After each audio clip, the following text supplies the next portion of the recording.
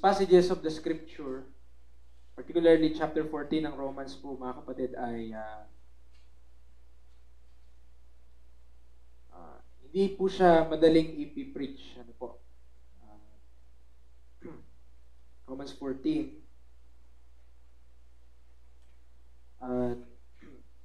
It needs also a balance between the weak and the strong. Pero ang Panginoon naman po magbigay sa atin ng wisdom and by the grace of God ay may mga natutunan po tayo bagay regarding po doon. Okay. So Romans chapter 14 verse 21 to 23. Romans chapter 14 verses 21 to 23. Ito na po yung ending ng chapter 14. It is good neither to eat flesh, sabi ng talata, nor to drink wine or anything whereby thy brother stumbleth or is offended or is made weak.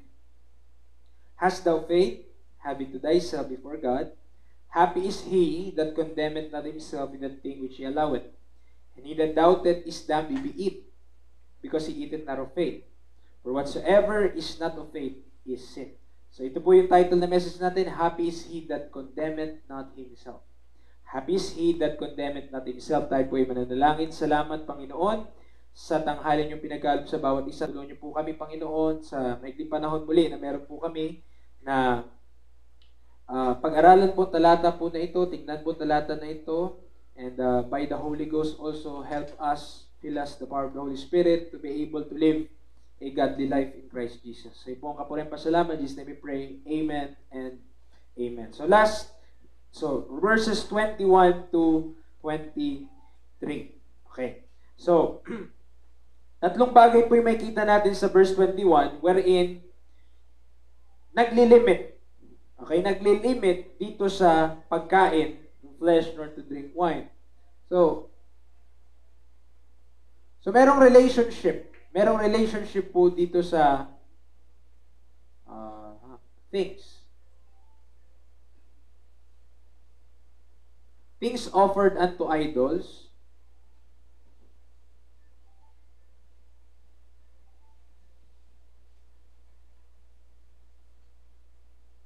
So there are things that are offered unto idols. Or also, sa Jewish context, may mga bagay na hindi po sila dapat kainin sa law, sa Levitical law. So sabi ni Pablo, it's good neither to eat flesh nor to drink wine, dahil we know that being a Gentile, sa panahon po na ito, na naligtas sa pamagitan ng Ebanghelyo ni Kristo, we have liberty in Christ. At dahil po doon, meron tayong kalayaan, no? Na, kaya nga sabi rin ni Pablo sa 1 Corinthians, all things are lawful unto me, but all things edify not. Kaya, sabi niya, so ito na lang i-reference natin, things offered unto idols, sabi niya, mas mainam na kung kaya kakain, wag na lang kung meron tayong tatlong bagay. Ano po, tatlong bagay na iiwasan mo.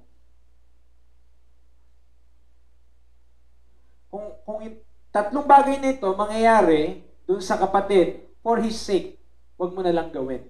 Ano yun? Yung una, kung siya po ay magi-stumble.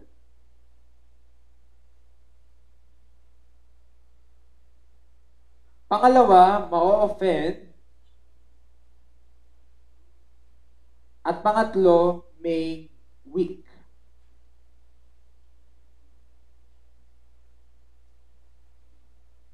So, yun po, no? So, tatlong bagay wherein we must use or exercise our liberty wisely. And back term, no? Exercising liberty.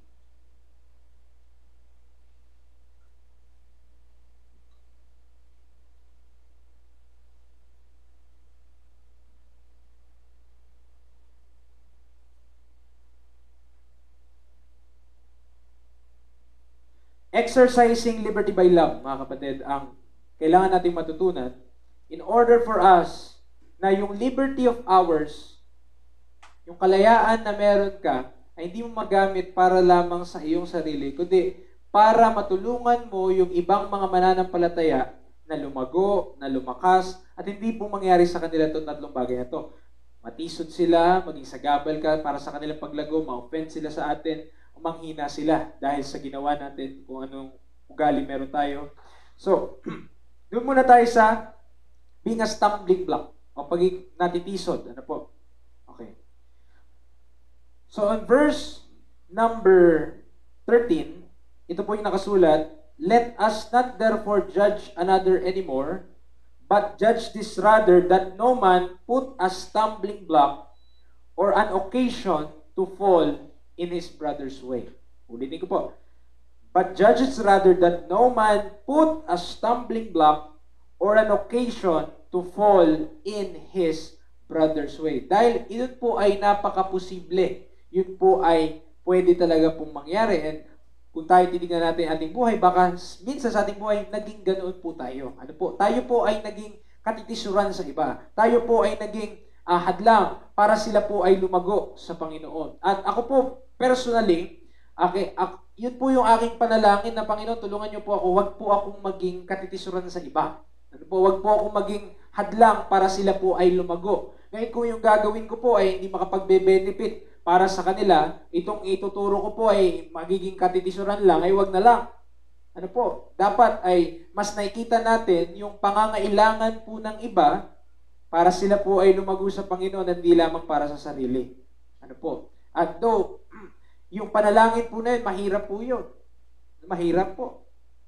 Ano? Kasi, kung sa term lang na, isusubo mo na lang. Yeah, sabi nga ni Pablo, it's good neither to eat flesh or to drink. Isusubo mo na lang. Pero ang sinasaalang-alang mo, yung kaluluwa ng tao na ito, yung kapatid mo na manghihina kapag gagawin mo isang bagay, hindi mo na lang gagawin. Galatians chapter 5 verse 13. Galatians chapter 5 verse 13.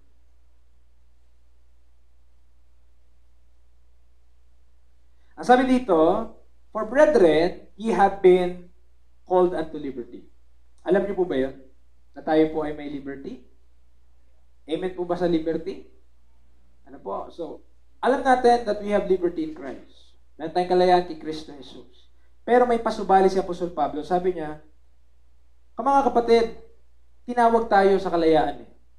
Wala namang question doon. Pero, huwag niyong gamitin, only use not liberty for an occasion to the flesh, but by love, serve one another. Huwag niyong gamitin yung kalayaan na meron kayo para sa laman, bago sa gamitin nyo, ito yung pinanghugutan ko ng katagan na ito, but by love, serve one another. But by love, serve one another. So we are in the context of stumbling block, katitisuran, mga kapatid. Maaari po kasi na yung sinasabi po natin tama.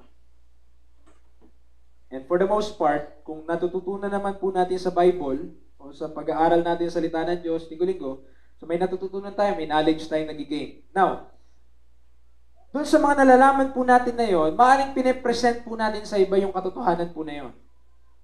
Pero sa pamamaraan po kasi natin, by the way na sinasabi natin ito, at nakita nila medyo hindi maganda yung ugali mo, nang pinipresent mo yung katotohanan po na ito, isipin nila na mali na din pati yung sinasabi mo. Dahil sa ugali na pinapakita mo. At yun yung ayaw natin mangyari, mga kapatid. Ano po? We present Christ. Ang pinipresent po natin, ang pinapakilala po natin si Kristo. Pero, yung ugali po na meron tayo, hindi po natin maiaalis po doon na tignan po yun ng iba at ibilang nila o ibase nila yung kanilang judgment sa ginagawa mo at hindi dun sa sinasabi mo.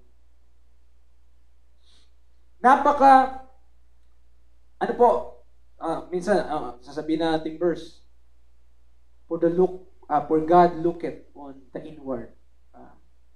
God looks on the inside, but man on the outside. Yun yung point. Ang tao po nakatingin sa panlabas. Okay? Tayo, we know na ang ipiplease natin ng Diyos. Tama po ba? Ang kailangan nating i-please ay ang Panginoon. Tama po yun. Pero ano ba yung sinasabi ng Panginoon para ma-please mo siya? Please others. Okay? Kailangan ma-please mo yung iba.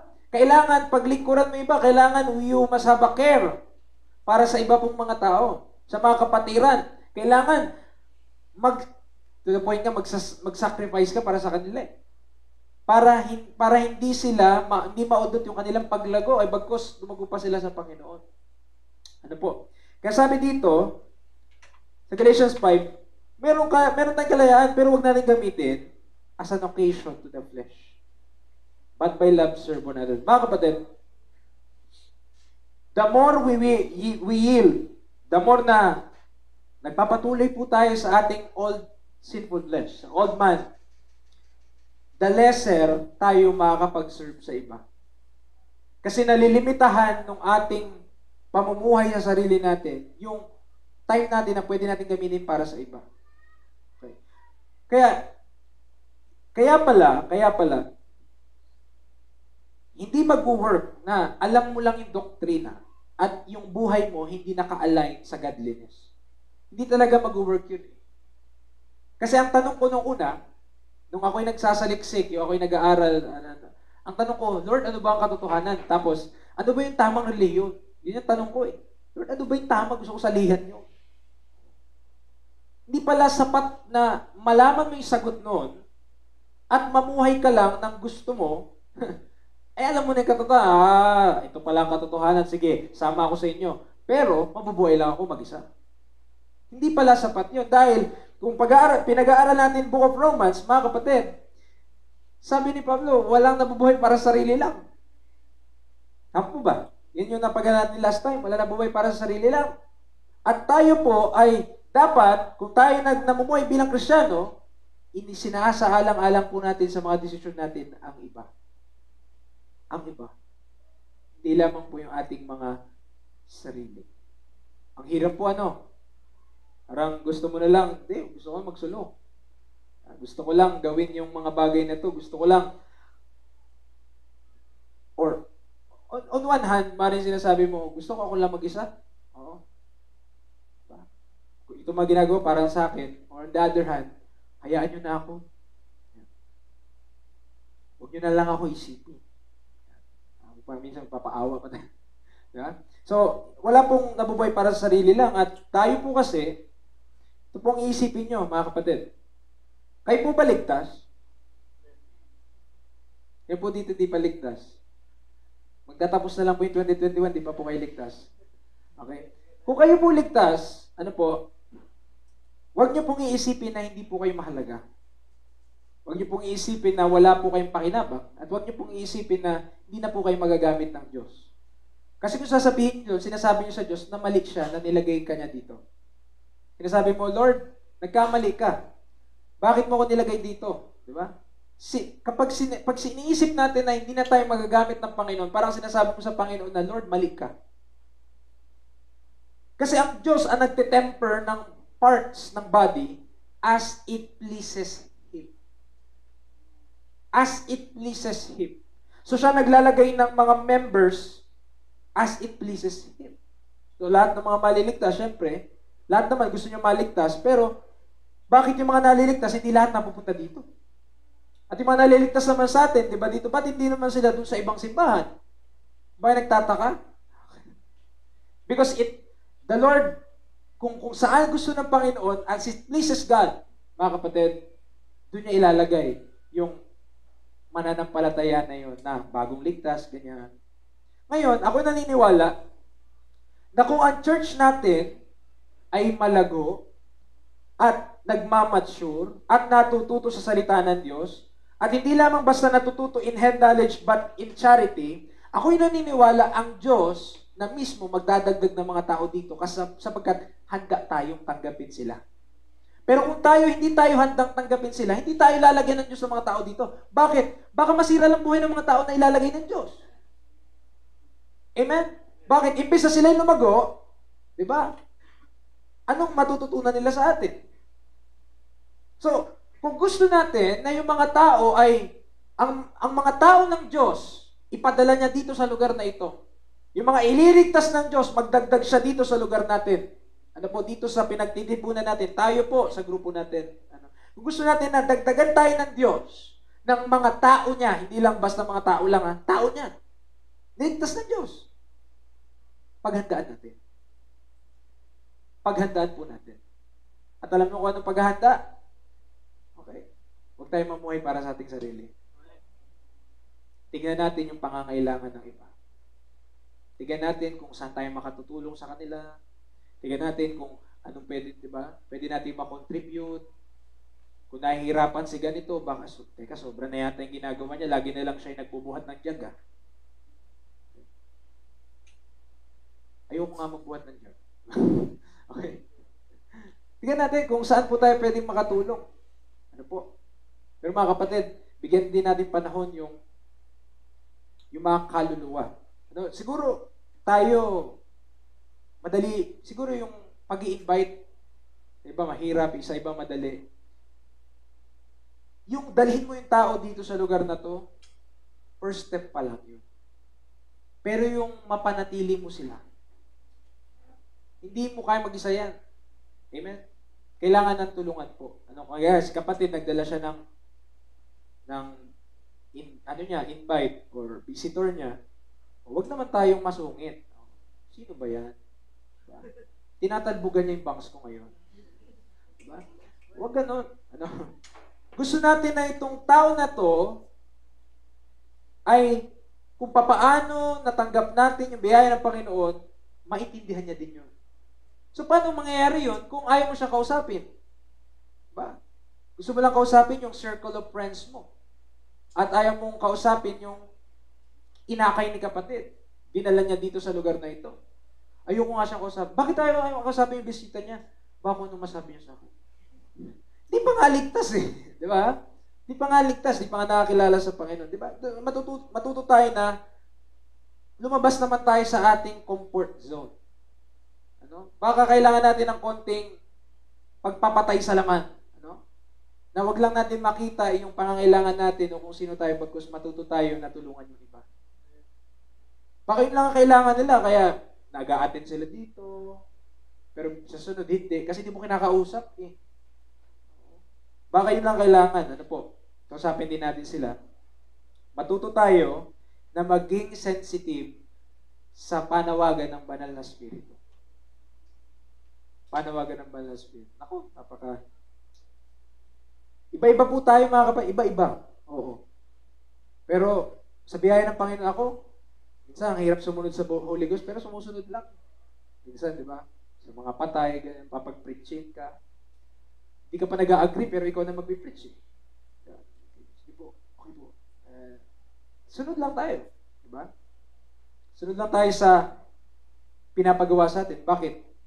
Magbe-benefit naman yun yung iba eh. Yung baka anong sabihin nila sa akin eh. Diba? Baka kung anong gagawin nila sa akin.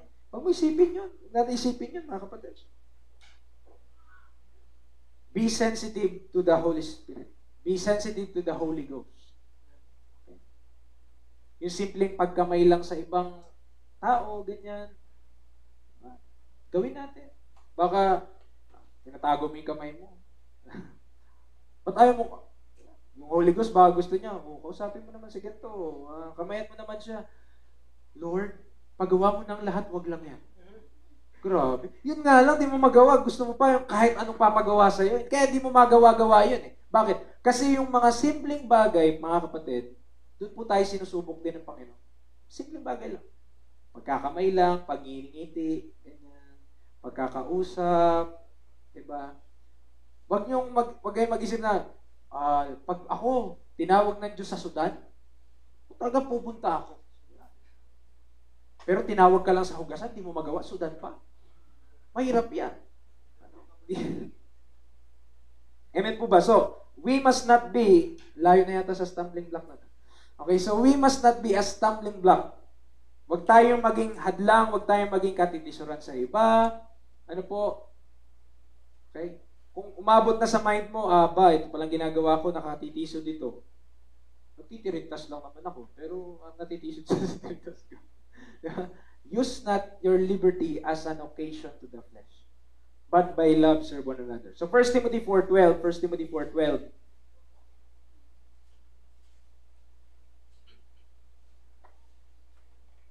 Tama ba to? Parang hindi tama. Oops.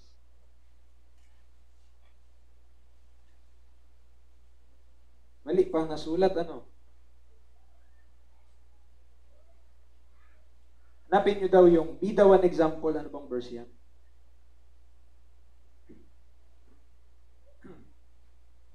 Sino po nakaalam nun? Be thou an example of the believers in word. 4:12? Hindi lang pala. Tama pala ang sinulat ko. Naduling lang ako pala. Mali pala ang aking mata. Okay. Let no man despise thy youth, but be thou an example of the believers in word, in conversation, in charity, in spirit, in faith, in purity.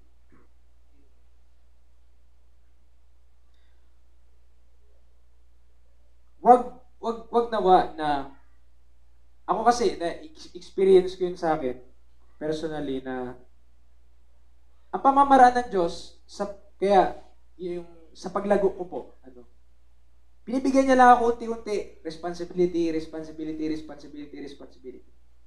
Maliliit lang.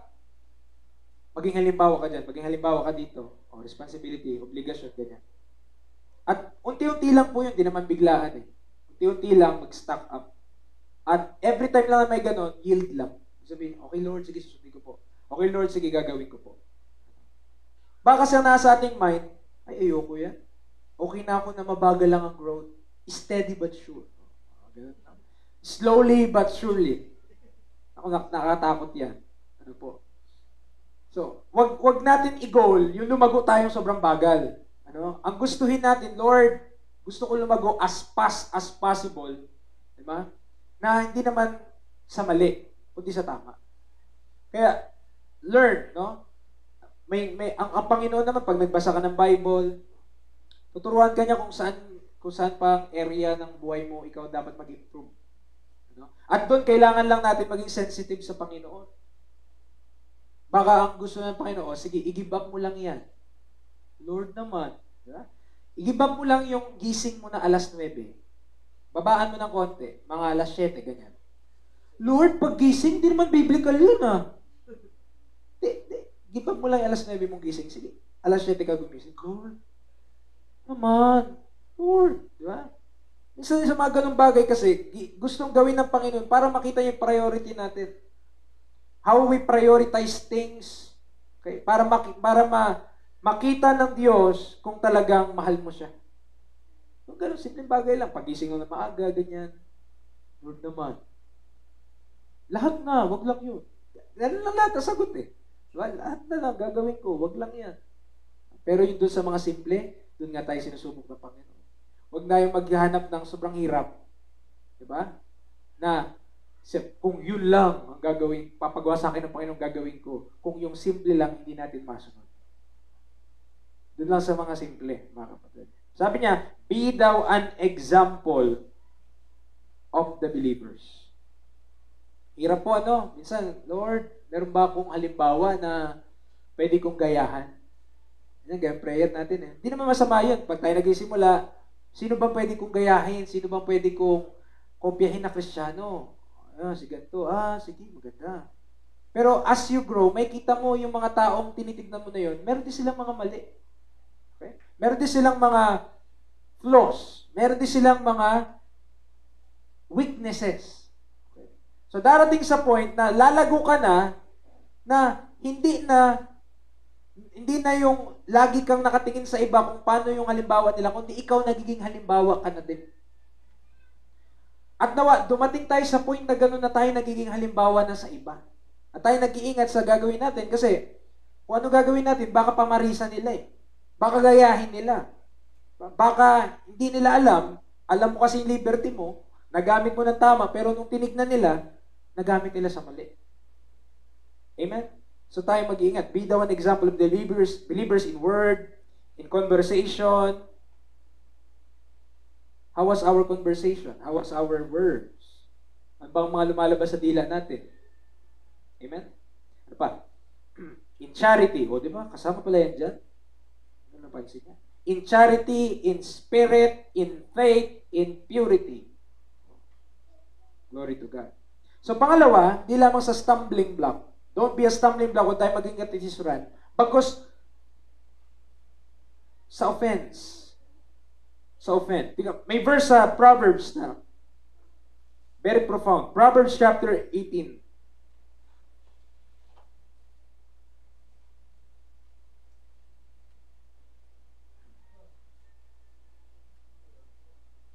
Proverbs 18 verse 19. Proverbs chapter 18 verse 19.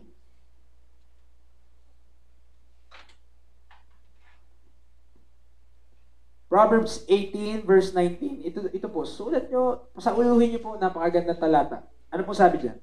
A brother offended is harder to be won than a strong city. And their contentions are like the bars of a castle. Grabe, ano? Kapag na-offend mo daw yung isang kapatid, ang hirap daw mawin. Mas mahirap pa kaysa sa isang matibay na syudad. So, sa totoo lang, totoo po talaga yung verse na yan, mga kapatid. No? Kapag na-offend mo isang tao, parang hindi mo na makausap, madami ng dahilan, kasi na-offend na siya eh. Madami na siyang sasabihin, contentions like a bar of the castles of Antibay, di ba? Bakit? Kasi, though tama na yung sinasabi mo, though alam mo na yung sinasabi mo, pero once na na-offend siya, mahirap na po. Mahirap na po. Kaya, pray. Always pray, Lord. Diba? Always pray, Lord, help me. No? Help me in my temperance. Help me in my attitude. Help me in my character, di ba? Kapag traffic, di ba? Lord, tulungan mo ako. Green light, orange light, red light, Lord. So, sabi diyan, a brother offended is harder to be won than a strong city. Their contentions are like the bars of a castle. Sa 1 Corinthians 6:7, 1 Corinthians 6:7, kasi sa Korinto, nagkakasuhan sila. Kapwa mananampalataya, nagkakasuhan sila, pupunta silang barangay. 1 Corinthians 6:7, sabi ni Pablo, now therefore, there is utterly a fault among you, because you go to law one with another. Why do you not rather take wrong? Why do you not rather suffer yourselves to be defrauded? Mga kapatid, bilang lumalagong Kristiyano, hindi mo kailangang manalo every time. Hindi mo kailangang manalo sa isang usapan, sa isang argument. Hindi mo kailangang manalo lagi. Kasi kung ipipilit lang natin lagi na tayo yung magaling, tayo yung panalo, tayo yung nakakaalam, diba? Hindi natin mawuwin yung iba. Kaya, sabi ni Pablo, may mali sa inyo. May mali sa inyo. Ba't di na lang kayo magtiis? O ano naman kung take wrong? Kung nagawang kayo ng di maganda? Suffer yourself to be defrauded, nay, ye do wrong and defraud, and that your brethren. Mali na sila. Bakit? Kasi, ang nagagawa na nilang di maganda, mga kapatid nila sa Panginoon. Kaya dapat ang matutunan natin, bilang mga mananampalataya, talaga po sa ministry, there are sacrifices at pagtitiis. There is suffering, and much important is long suffering. So, meron pong pagtitiis po pagdating sa gawain ng Panginoon. Okay. So, inaano lang natin itong tatlo na ito na binanggit sa verse 21, made weak. So, my charity, yung charity na meron ako mga kapatid, sino nagbe-benefit? Kayo. Okay? At yung charity na meron kayo, sino nagbe-benefit? Ako. So, yung charity ko, outward yan eh. So, yung charity na meron bawat isa, outward. So, kung may charity po kayo, hindi naman kayo magbe-benefit lang yan. Magbe-benefit po yung ibang tao. Okay? So, yung mga characteristics na binanggit na sa 1 Corinthians 13, once na meron po kayong charity, ang nagbe-benefit po doon, ibang tao. Kaya, minsan, kapag may nakita ako na kapatid, no, na hindi namumuhay ayon sa salita ng Diyos, kita ko, kapatid, brother. Mas nakikita ko parang hindi siya lumalakad ayon sa salita ng Diyos. Sa isip-isip ko, siguro, mahina pa sila eh. Kailangan pa nila ng time, kailangan pa nila ng panahon na kailangan pa nila matuto ng salita ng Diyos. Hindi pa nila alam. Hindi pa nila siguro nagigits. Kaya nila nagagawa pa yung mga bagay na yun. But also, bear in mind, na if the people, kung yung mga tao pong nakaupo sa upuan na yan, kayo pong mga nakaupo dyan, ay meron pong mga kahinaan, ay ganoon din po ang mga preacher at ang mga pastor po. Meron din pong mga weaknesses. So also pray for us. Ipanalangin niyo po kami sa Panginoon. Ano po? Bakit? Sapagkat ang desire namin, ang desire po namin ay tayo po ay lumago sa Panginoon. Pero also, there are these things in this world, diba, na kailangan, be the one example of the believers. So, sa ministry, di po mawawala yung pressure po eh.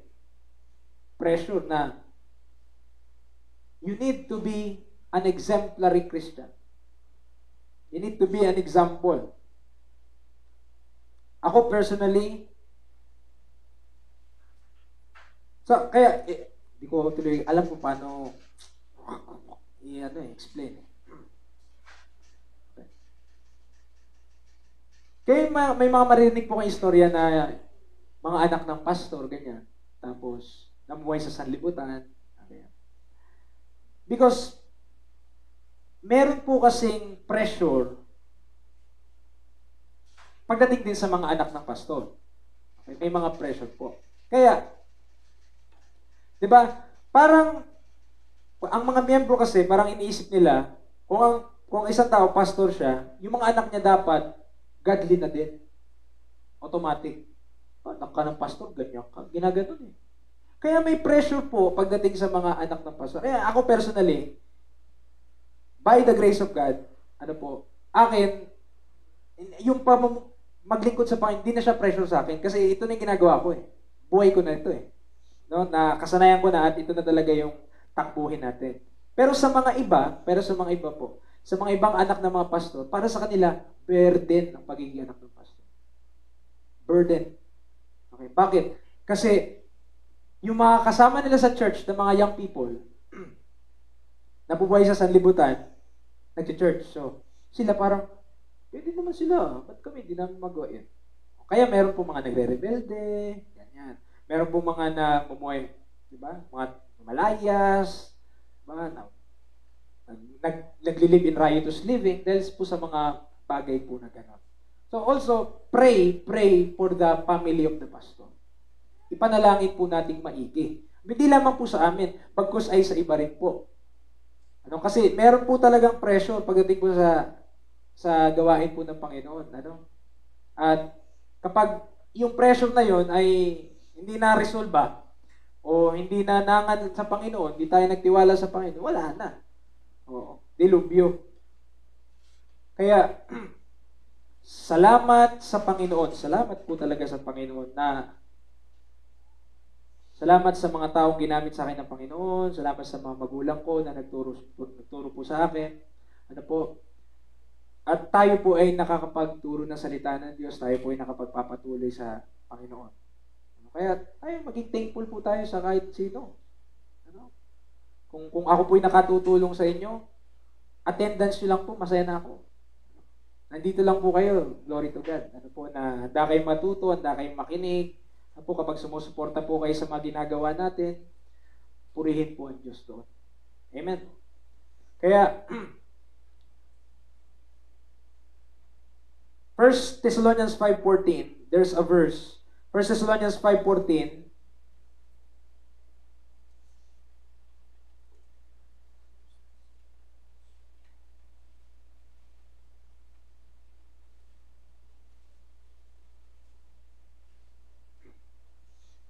now exhort the brethren, warn them that are unruly, comfort the feeble-minded, support the weak.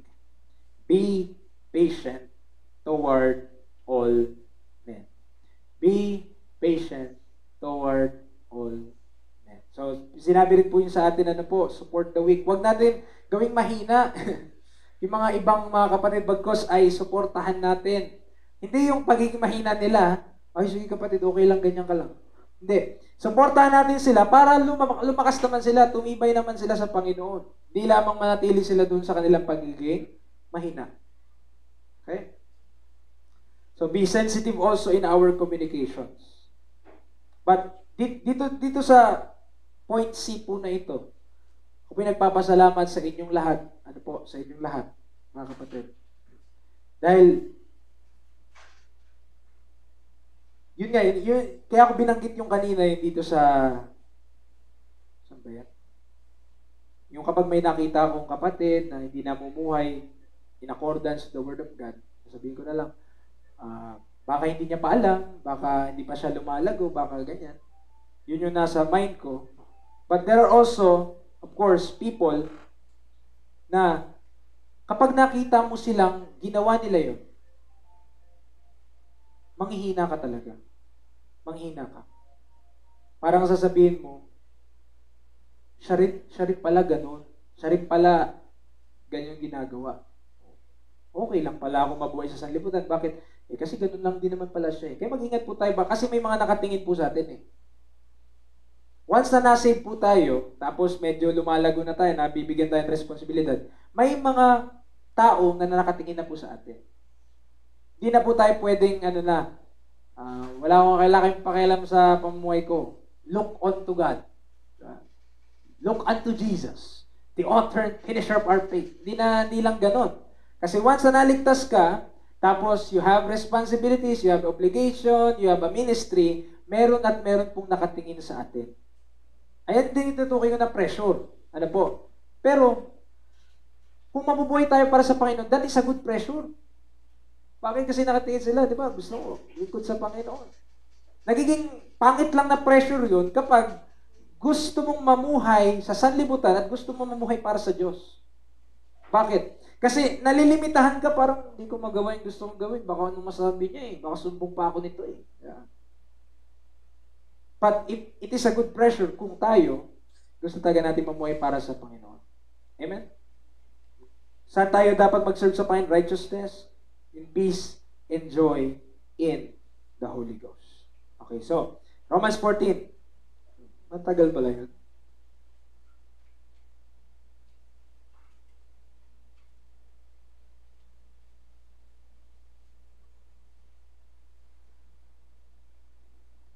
Kaya sabi niya, it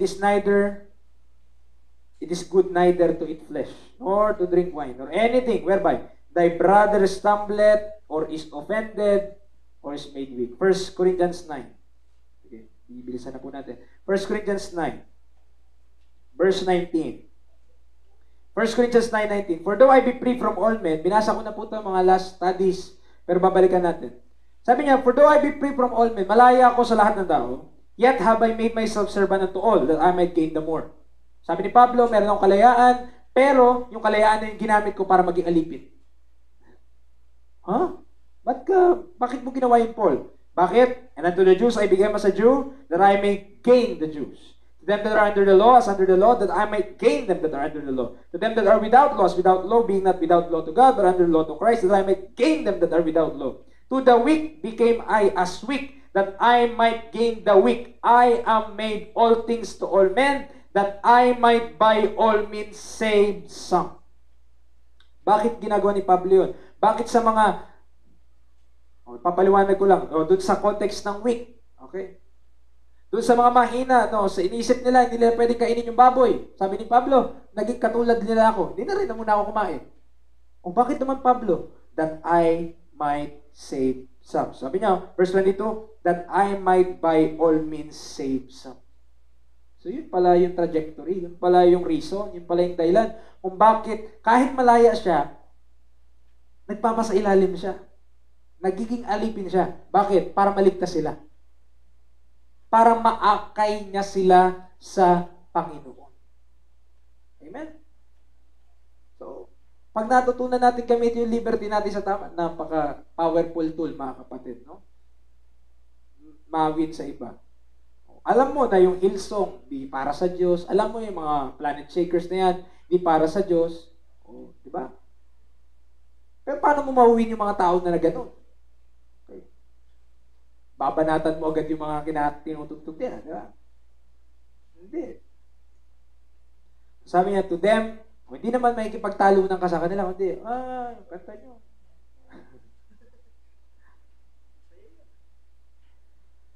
To the weak became I as weak, that I might gain the weak. I am made all things to all men, that I might by all means save some. Kaya kapag hindi po tama yung intention natin, kapag hindi po natin alam kung bakit po tayo dapat maglingkod sa Panginoon, mahirapan ka eh. Hindi mo alam kung anong dapat mong gawin. Kung ang goal natin, mawin yung iba sa Panginoon, maligtas sila by the gospel, sa Ebanghelyo ni Kristo. Lilinaw eh. Lilinaw talaga ang tatahakin natin. Lilinaw. Hanggat hindi nangyayari yon, hanggat di mo naintindihan, gulong-gulo ka pa sa isip mo, torete ka. Okay? Hindi mo alam kung bakit ka naglilingkod sa Diyos. Mahirap po. Si Pablo, kaya si Pablo, mga kapatid, alam na alam niya eh. Sabi niya, sa kanila ng mga Hudyo, naging Hudyo din ako. Bakit? Para maligtas sila. O, sa kanila mga mahina, naging mahina ako para maligtas sila. Diba? Di natin kailangan ipagmayabang yung liberty na meron tayo. Ang kailangan natin gawin sa liberty, paglingkuran ng iba sa pamagitan ng pag-ibig. So, condemn it not himself. Chapter 14, Romans, chapter 14. Ang sabi po dito, verse number 22, has thou faith? Sino dito may pananampalataya? Malakas ang conviction. Matibay ang conviction. Okay? Has thou faith? Have it to thyself before God. O, sige, sarilihin mo yan before God. Happy is he that condemneth not himself the thing which he alloweth. So, condemnation, chapter 8, verse 1. Kung naalala nyo pa yung verse na yun.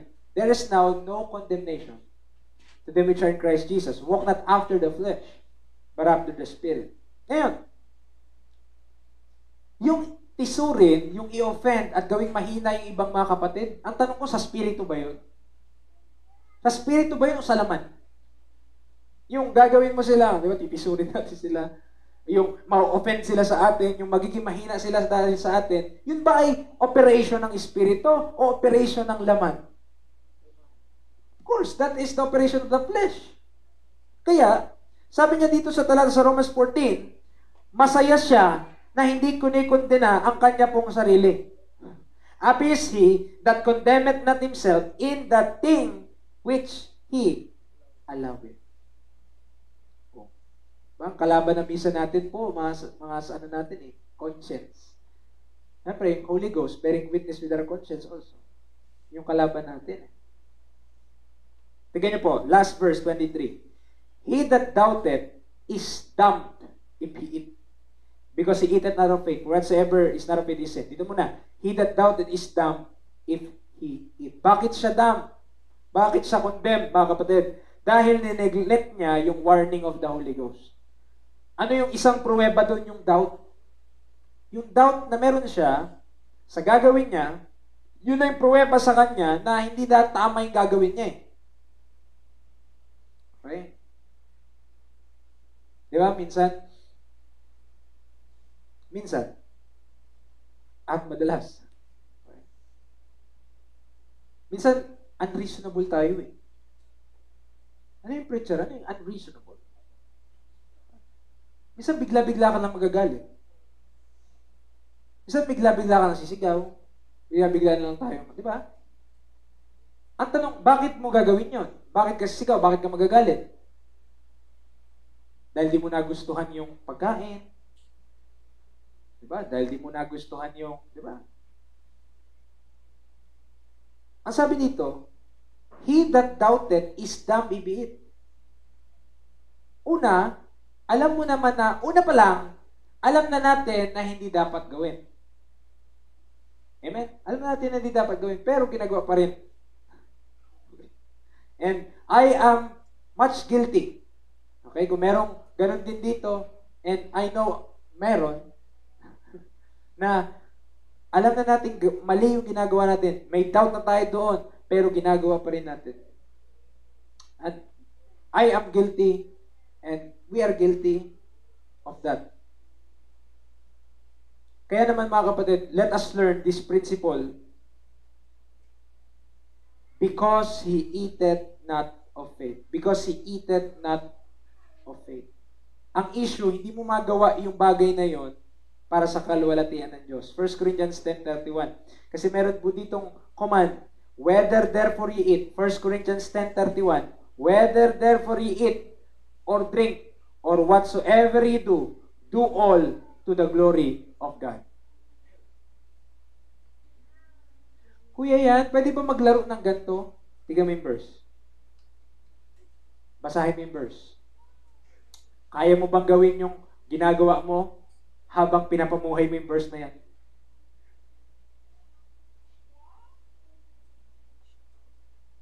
Kaya mo bang gawin yung bagay na yan for the glory of God? Minsan, dati tanong ko yan eh. Kasi nagdodota tayo, di ba, Dota? Tanong ko yan, Lord, pwede ba ako magdodota habang doing it for your glory? Tanong ko yan eh. Di talaga umubra eh. Wala talaga akong justification kahit na ano eh. Diba?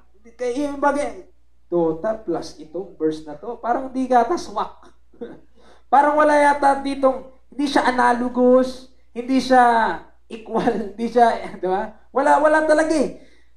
Magdodota ako, Lord. Okay? Verse 31, whether therefore you eat or drink, pasok siya sa whatsoever you do. Okay, whatsoever you do, Dota. Do all to the glory of God. Teka, parang mahirap yun. Teka, parang hindi ko kaya yata gawin yan. Kaya ko yung whatsoever you do, pero hindi ko alam yung Dota for the glory of God. Pero may gumagawa niyan. Mobile Legends for the Lord. Meron yan. Ano nagsasabi sa inyo? Pero sa akin, di ko alam kung kulang tayo sa kataliluhan, kulang tayo sa pangunawa, pero hindi talaga kaya.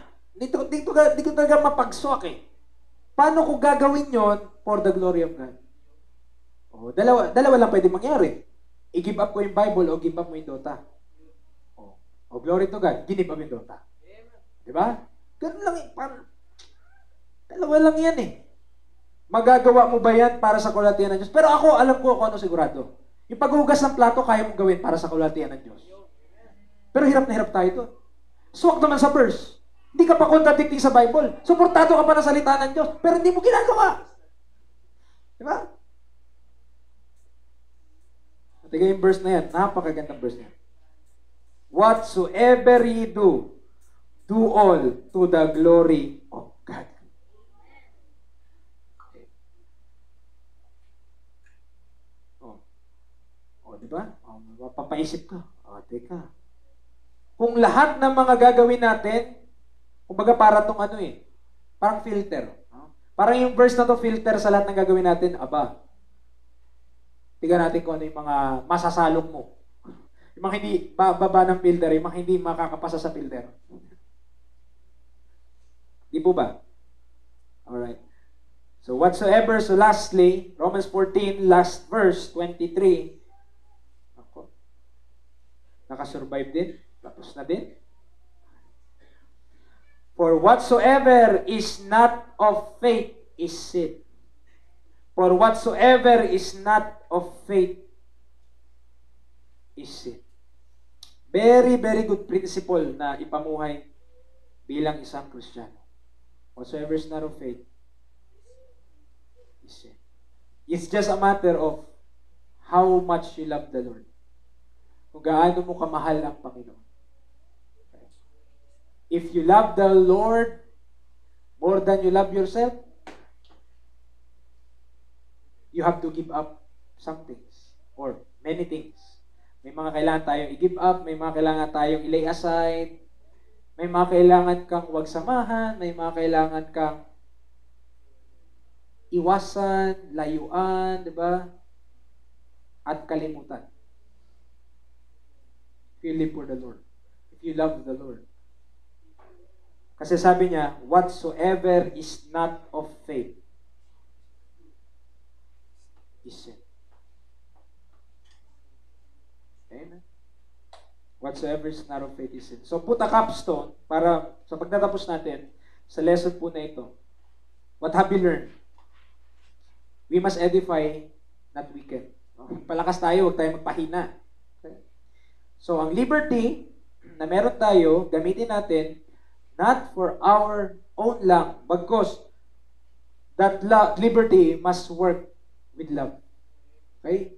Exercising liberty by love. So, do you have doubts sa gagawin mo?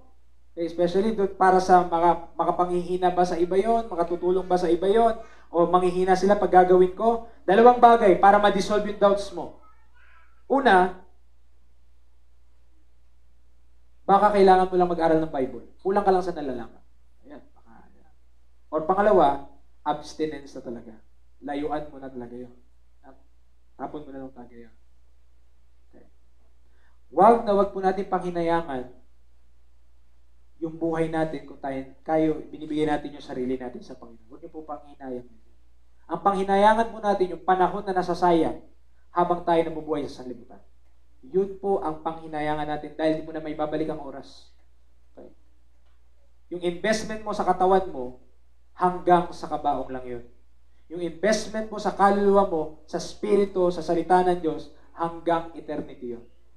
Choose you this day, di ba, kung saan tayo maglilingkod. Tayo po yung manalangin. Salamat, Panginoon. Sa kabutihan mo, salamat, Panginoon. That sa mga pag-aaral namin sa Book of Romans chapter 14, thank you, Lord, for reminding us. Truly, Panginoon, it's a hard passage. It's a matter of the heart. Our hearts were tested. Kung ano pong priority namin, kung ano pong dapat namin gawin, Panginoon.